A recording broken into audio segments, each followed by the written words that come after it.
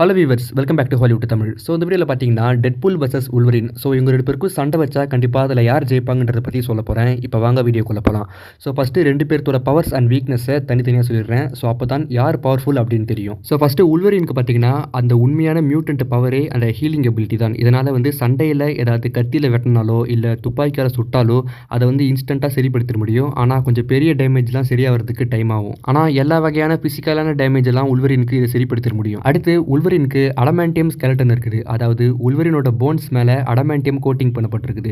So இதனால் இது ஒரு எக்ஸ்ட்ரா பவராகவே உல்வரினுக்கு இருக்குது. மார்வல் யூனிவர்ஸில் இருக்கிற ரொம்பவே ஸ்ட்ராங்கான மெட்டல்ஸில் ஒன்று தான் இந்த அடமான்டியம். இதை வச்சு உல்வரினோட போன்ஸை கோட்டிங் பண்ணியிருக்கிறனால இது ரொம்பவே ஸ்ட்ராங்கானது அண்ட் அன்பிரேக்கபிள்.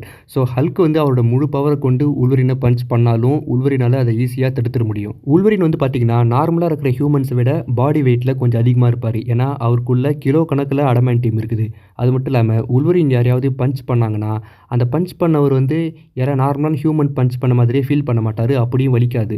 ஏன்னா உல்வரினுக்குள்ளே கிலோ கணக்கில் அடமான்டியம் இருக்கிறனால ஒரு இரும்பு ஆப்ஜெக்ட் வச்சு அடித்தா எப்படி ஃபீல் ஆகுமோ அந்த மாதிரி தான் உல்வரின் அடித்தா அந்த ஒரு அடியுமே ஃபீல் ஆகும். அடுத்து உல்வரினோட இந்த அடமான்டியம் ஸ்கெலட்டன் அவருக்கு புல்லட் ப்ரூஃப் பவரை கொடுத்துருக்குது. பட் கம்ப்ளீட்டாக புல்லட் ப்ரூஃப் கிடையாது. உல்வரினோட தலை மட்டும்தான் புல்லட் ப்ரூஃப். மற்றபடி பார்த்திங்கன்னா உடம்புல இந்த புல்லட்லாம் வந்து பட்டாலும் உல்வரின் உடம்புக்குள்ளே அது போகும். எப்படின்னா அந்த அடமான்டியம் ஸ்கெலட்டன் மேலே புல்லட்டு பட்டால் தான் அந்த புல்லட்டை அது தடுத்து நிறுத்தும். மற்றபடி இந்த அடமான்டியம் ஸ்கெலட்டன் இல்லாத அந்த இடத்துலலாம் வந்து புல்லட் பட்டுச்சுன்னா அது ஈஸியாக பாடிக்குள்ளே போயிடும். அப்படி போனாலும் அதை ஹீலிங் எபிலிட்டி சரிப்படுத்திடும். ஆனால் உல்வரின் தலையில் அதாவது அந்த ஸ்கல் ஃபுல்லாகவே அடமான்டியம் கோட்டிங் பண்ணப்பட்டிருக்கிறனால உல்வரினோட தலையில் யாராவது துப்பாக்கி வச்சு சுட்டாலும் அது அந்த புல்லட் தலைக்குள்ளே போகாது. அடுத்து உல்வரினோட அந்த அடமான்டியம் கிளாஸ் தான்.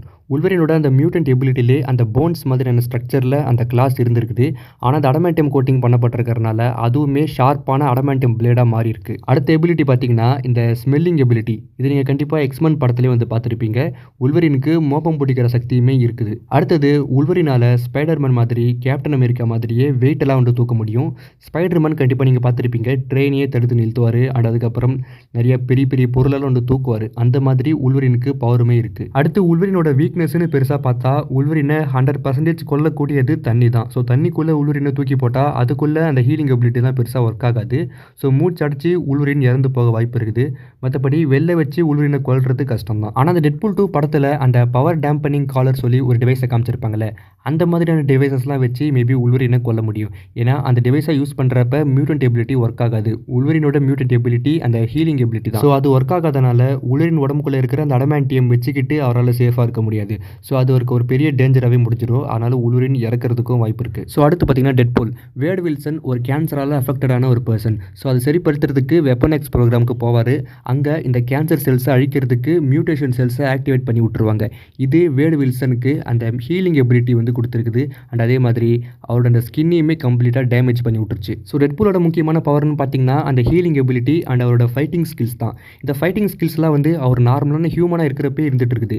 ஆனால் அந்த வெப்பன் எக்ஸ் ப்ரோக்ராமுக்கு அப்புறம் தான் இவருக்கு அந்த ஹீலிங் எபிலிட்டி கிடச்சிருக்கு. டெட்பூல் கிட்ட இருக்கிற அந்த ஹீலிங் எபிலிட்டி உல்வரினை விட ரொம்பவே பவர்ஃபுல்லானது. இது நீங்கள் கண்டிப்பாக படத்திலே பார்த்துருப்பீங்க. டெட்பூலை பாதியை வெட்டி போட்டால் கூட திரும்ப பழைய மாதிரி வந்துட முடியும். ஆனால் உல்வரினால் அந்த மாதிரி வர முடிகிற மாதிரி காட்டினது கிடையாது. அடுத்து டெட்பூலோட அந்த ஃபைட்டிங் ஸ்கில்ஸ்லாம் பார்த்தீங்கன்னா அந்த ஸ்வாடை யூஸ் பண்ணுறது, அந்த கன்னை யூஸ் பண்ணுறது, மார்ஷியல் ஆர்ட்ஸ்லாம் தெரிஞ்ச மாதிரி ஃபைட் பண்ணுவார்ல, அதெல்லாம் தான் அவரோட அந்த ஃபைட்டிங் ஸ்கில்ஸ். ஸோ இப்போ டெட்பூலும் உல்வரினும் சண்டை போட்டுக்கிட்டா அந்த சண்டையில் அவங்களோட பர்ஃபார்மன்ஸ் எப்படி இருக்கும் அப்படின்றத பற்றி சொல்லிடுறேன். ஸோ ஃபஸ்ட்டு ஃபாஸ்டஸ்ட்டு யார் சண்டை போடுவாங்க பார்த்தீங்கன்னா டெட்பூல் தான். அண்ட் அதுக்கப்புறம் வெப்பன்ஸ்லாம் யூஸ் பண்ணுறது.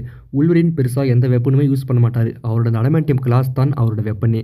ஆனால் டெட்பூல் பார்த்தீங்கன்னா ஸ்வாடு, கன்ஸு இந்த மாதிரி பல வெப்பன்ஸை யூஸ் பண்ணி சண்டை போடுவார். ஸோ டெட்பூல் இந்த மாதிரி வெப்பன்ஸ் வச்சு அட்டாக் பண்ணுறது வேறு யாராக இருந்தால் ஓகே, அவர் அதை அட்டாக் பண்ணிவிடும். ஆனால் உல்வரின் கிட்ட அது கொஞ்சம் கூட வேலைக்காகுது.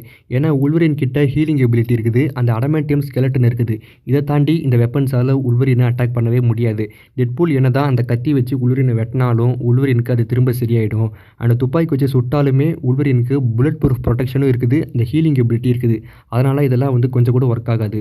உல்வரினை பார்த்தீங்கன்னா இந்த அடமான்டியமால் செய்யப்பட்ட வால் இல்லைனா அடமான்டியம் புல்லட் வச்சு அட்டாக் பண்ணால் கண்டிப்பாக உல்வரினை தோக்கடிச்சிட முடியும். இந்த டெட்பூல் அண்ட் உல்வரின் படத்தோட அந்த ட்ரைலரில் இந்த உல்வரினும் டெட்பூலும் வாய்டுக்குள்ளே சண்டை போட்டுப்பாங்க. அண்ட் அதுக்கப்புறம் பார்த்தீங்கன்னா டெட்பூல் உல்வரினை அடித்து தூக்கின்னு வந்து டிவிக்குள்ளே வந்து போட்டிருப்பாரு.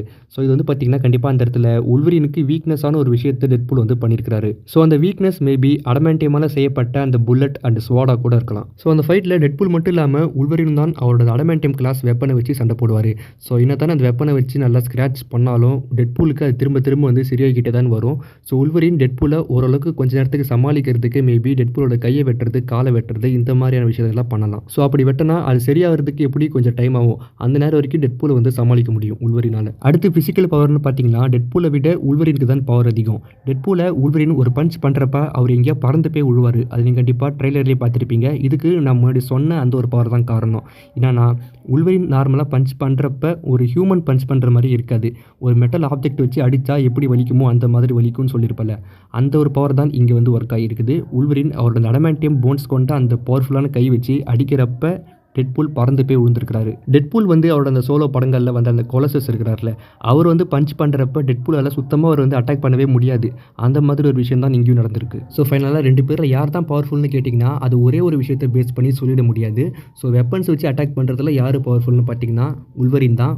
டெட்பூல் ஒரு வேளை அடமான்டியம் வெப்பனை வச்சு யூஸ் பண்ணியிருந்தா டெட்பூல் பவர்ஃபுல், இல்லைனா உல்வரின் பவர்ஃபுல். அடுத்து ஹீலிங் எபிலிட்டின்னு பார்த்தீங்கன்னா உல்வரினை விட டெட்பூலுக்கு ஹீலிங் எபிலிட்டி நல்லாவே இருக்கும். ஆனால் ரெண்டுமே ஓரளவுக்கு சேம் தான். ஸோ அடுத்து ஃபிசிக்கலாக யார் பவர்னு பார்த்தீங்கன்னா உல்வரின் தான். ஸோ இந்த வீடியோவில் ஃபைனலாக என்னதான் சொல்ல வரேன்னா டெட்பூல் ஒருவேளை அடமான்டியம் வெப்பன்ஸை யூஸ் பண்ணால் அவர் பவர்ஃபுல், இல்லைனா உல்வரின் தான் பவர்ஃபுல். உல்வரின் கொஞ்சம் ட்ரை பண்ணி டெட்பூலோட கையை வெட்டுறது இல்லை பாதியாக வெட்டுறது இந்த மாதிரியான அட்டாக்லாம் பண்ணார்னா உல்வரின் டெட்பூலை ஓரளவுக்கு டெம்பரரியாக சமாளிக்க முடியும். ஸோ அவங்க 2 பேருக்குமே சமமான அளவுக்கு பவர்ஸ் இருக்குது. ஆனால் சண்டை போடுறப்ப அவங்க யூஸ் பண்ணுற ஸ்டைல் தான் யார் ஜெயிப்பாங்க யார் தோப்பாங்க அப்படின்றத டிசைட் பண்ணுறது. எக்ஸ்மன் ஆரிஜின்ஸ் உல்வரின் படத்தில் டெட்பூலோட அட்டாக்லாம் உல்வரினால் தாங்க முடிஞ்சிருக்குது. அதனால தான் டெட்பூலை அவர் தோக்கடிச்சிருக்கிறாரு. டெட்பூல் அண்ட் உல்வரின் படத்தில் உல்வரினுக்கு வீக்னஸான ஒரு விஷயத்தை டெட்பூல் பண்ணியிருக்கிறாரு. அதனால தான் உல்வரின் வந்து தோத்து போயிருக்கிறாரு. ஸோ அந்த ஃபைட்டில் யார் ஜெயிப்பாங்க யார் தோப்பாங்க அப்படின்றது அவங்க சண்டை போடுற ஸ்டைலில் தான் இருக்குது.